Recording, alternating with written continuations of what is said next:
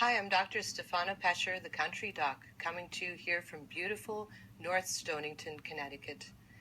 Anessa Haney has asked me to discuss the use of medical marijuana in medicine.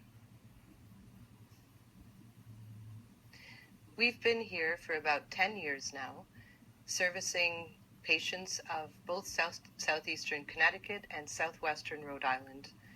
I'm a family doctor, and I also have a wellness center located on the first floor of the same building. We have a chiropractor, an acupuncturist, a medical masseuse, and a holistic nurse, and we like to combine traditional medicine with a holistic roof. So Anessa has asked me some questions that she thinks the general public would be interested in. So I guess starting off the bat, how did I get into this? How did I first get introduced to medical marijuana as a therapy for patients? About 2 years ago, I had a patient that was extremely ill. She was in her 60s. She was diagnosed with lymphoma. She had fibromyalgia and a whole host of medical conditions. She was on about 18 medications and was on chronic narcotics for her pain. Now, in our practice here, we've never really believed in chronic narcotic use except for certain specific types of patients. We usually refer those kind of patients out to pain management. So opiates are not something that we have generally ever prescribed in this office. Nonetheless, this lady was on opiates and she was on a horse's dose that I declined to give her. So she went and sought out a prescription from another physician who gave her a large dose of opiates, and she accidentally overdosed and luckily for her was resuscitated at L&M by Dr. Duhigg, and she made it. Afterwards, she came back to me and apologized. I don't judge anyone. She was just trying to control her pain. But she asked me for a medical marijuana card. And at the time, I knew nothing about it. I'm a busy doctor. I have busy practice. I don't have a lot of time on my hands.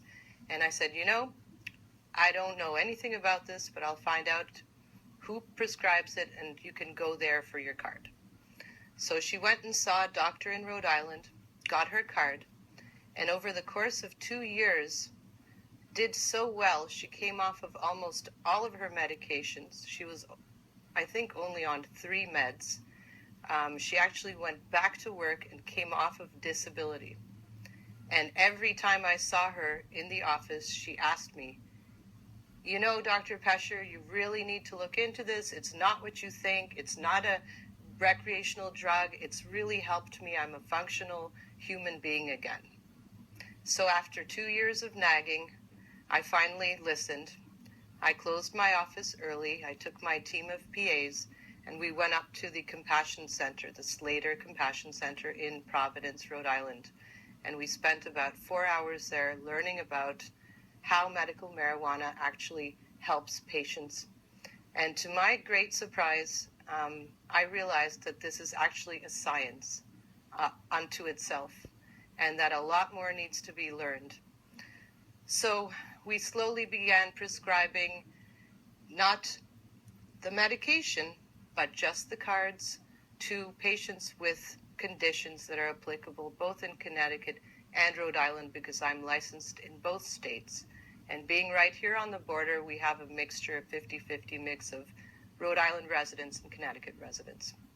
And what we started to see was this tremendous trend of patients not only on their own coming off of chronic narcotics that they'd been on, but also multiple other medications.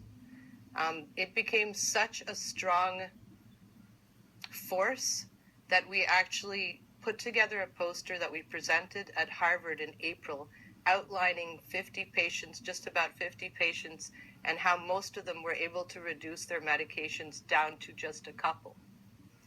So there's something very worthwhile here, and it needs to be looked into. It's not for everyone. Not everyone does well on this, and there's a lot of unknowns, and it needs to be studied further.